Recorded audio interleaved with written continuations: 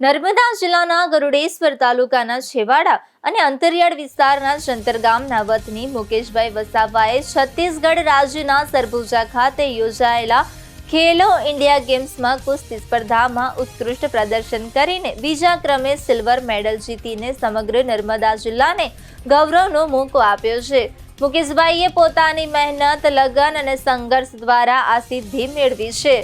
હાલમાં તેઓ વડોદરા સ્થિત ગુજરાત સ્પોર્ટ્સ યુનિવર્સિટી ખાતે અભ્યાસ કરી રહ્યા છે અને રમતગમતના કૌશલ્યને વધુ મજબૂત બનાવી રહ્યા છે।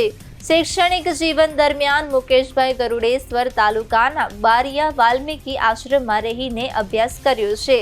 તેમની આ સિદ્ધિથી ગામજનો અને આશ્રમ પરિવારમાં ખુશી અને ગર્વની લાગણી જોવા મળી રહી છે।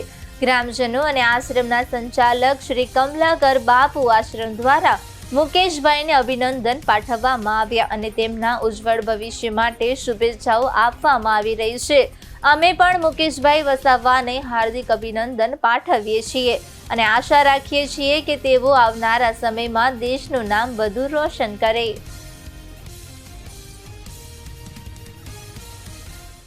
છત્તીસગઢના સરભુજા ખાતે ખેલો ઇન્ડિયા ગેમમાં જંતર ગામના મુકેશ વસાવાએ જીત્યો સિલ્વર મેડલ।